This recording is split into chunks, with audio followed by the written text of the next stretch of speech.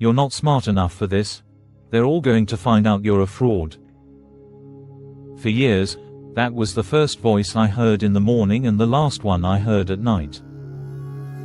It was my inner critic, a relentless saboteur living right inside my own head. It turned every opportunity into a test and every accomplishment into a lucky break. It whispered that I was an imposter, that I was going to fail, and that the safest bet was to just not try at all. And for a long, long time, I listened. That voice kept me playing small, dodging risks, and shrinking away from my own potential. I thought it was my enemy, some malicious curse I had to fight every single day. But what if I told you that voice isn't your enemy? What if that nagging criticism could be transformed from your greatest weakness into your most powerful partner?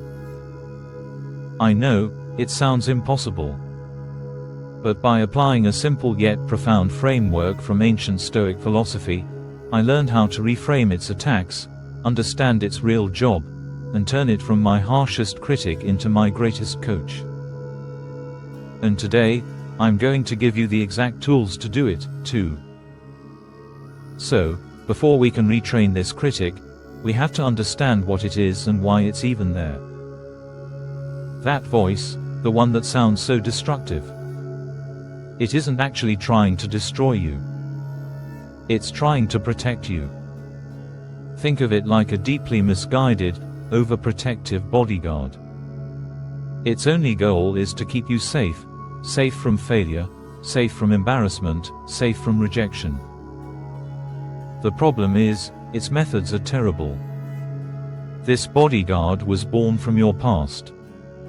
Maybe it was a critical parent, a tough teacher, or a social rejection that left a scar. Your mind internalized those outside voices and created an internal one to strike first before the world can. The logic is twisted, but simple. If I tell myself I'm not good enough first, it won't hurt as much when someone else does.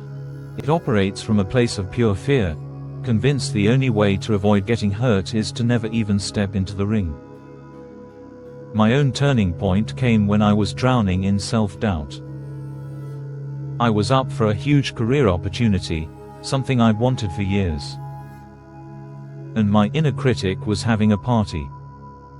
It was screaming at me, listing every mistake I'd ever made, every reason I wasn't qualified.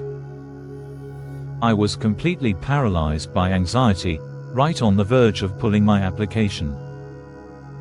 In a moment of desperation, I started Googling for anything that could help me fight back, and I stumbled on the Stoics, thinkers like Marcus Aurelius and Epictetus. What blew my mind was that they weren't selling a life free from hardship. Instead, they offered a toolkit for building resilience against it. They saw the mind as a fortress, where our thoughts and judgments are the only things we truly command. That was the key. I realized I'd been trying to fight my critic, to shut it up.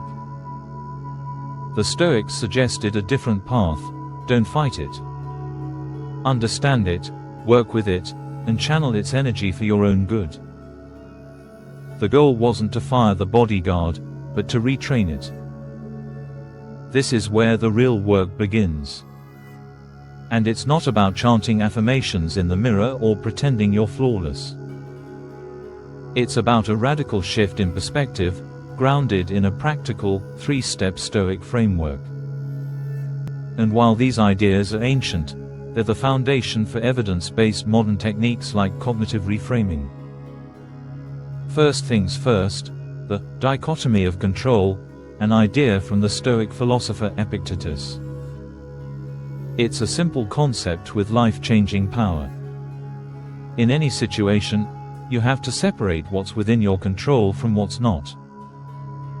What's in your control? Your thoughts, your judgments, your actions. What's outside your control? Pretty much everything else. What other people think, the final outcome of your efforts, the past, the future. Your inner critic loves to blur these lines.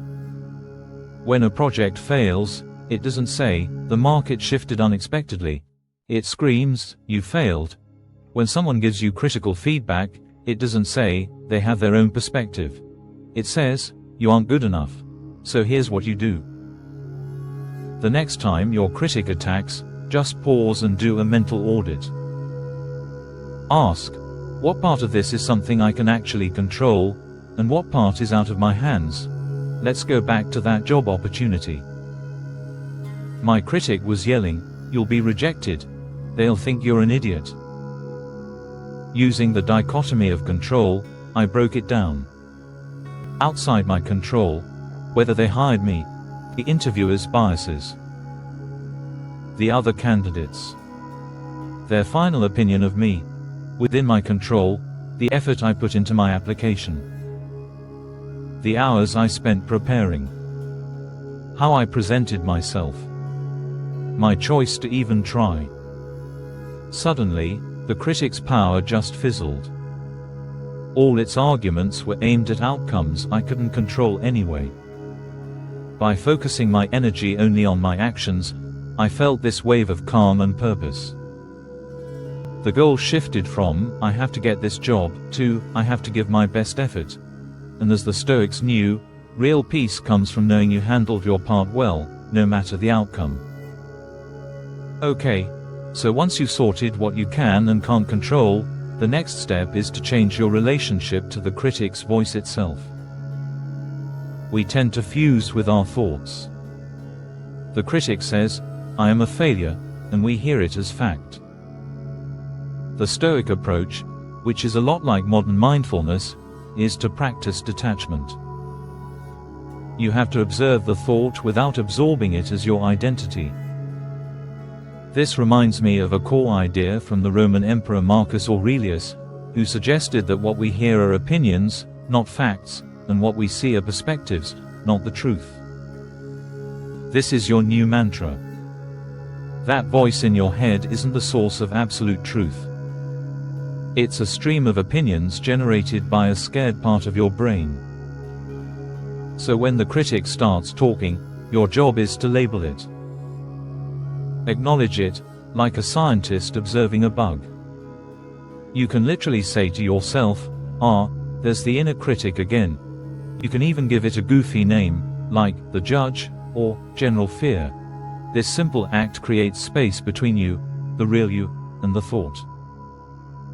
You are not the thought, you're the one hearing the thought. My critic used to yell, you can't do this, you're going to mess it up. Instead of fighting, I started responding in my head with, I'm having the thought that I'm going to mess this up.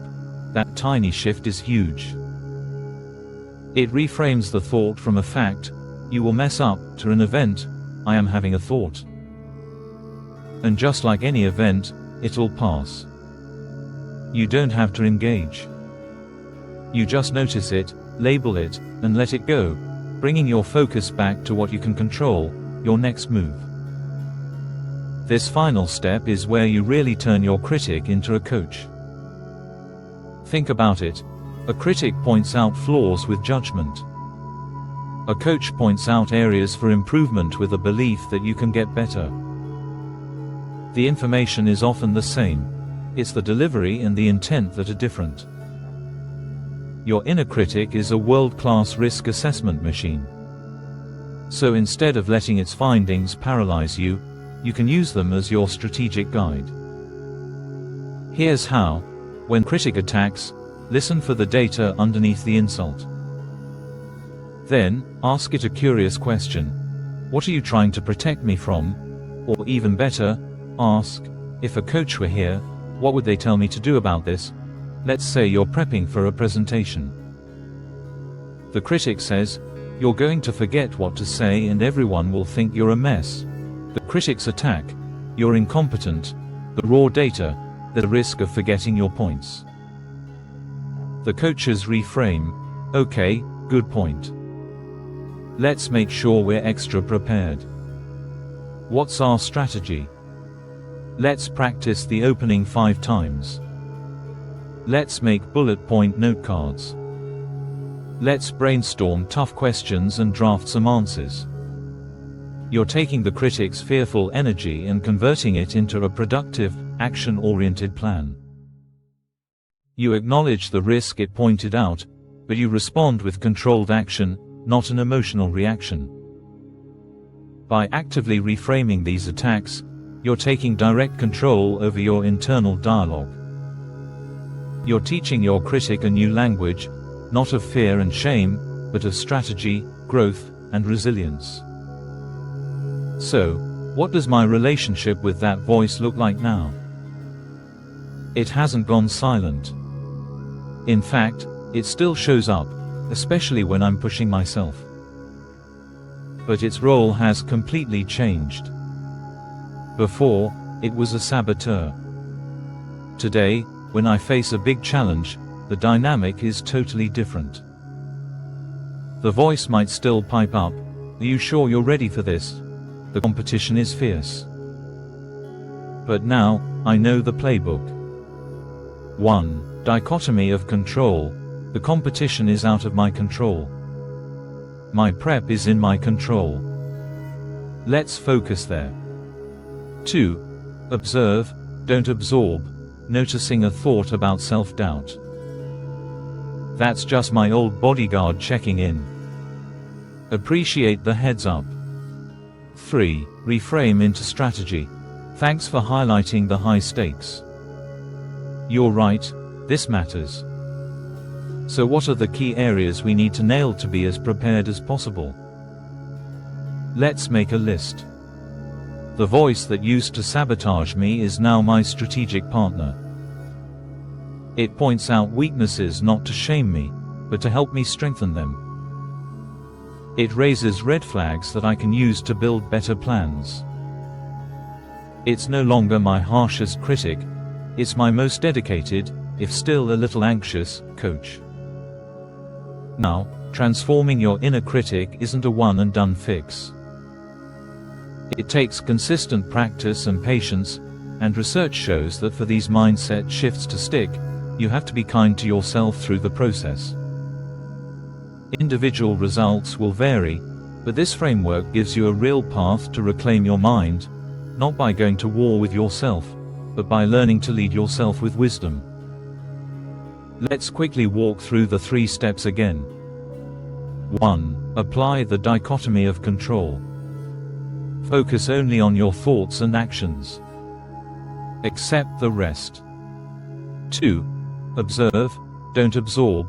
Label your critic's thoughts as opinions, not facts. Create that space. 3. Reframe into strategy. Use the critic's warnings to build a constructive plan. You're not silencing the voice in your head. You're teaching it to speak a better language. You are turning a source of fear into a source of strength. Now, I want to hear from you. What's one thing your inner critic tells you that holds you back? Drop it in the comments. Just acknowledging it is a huge first step, and I think you'll find you are far from alone in this.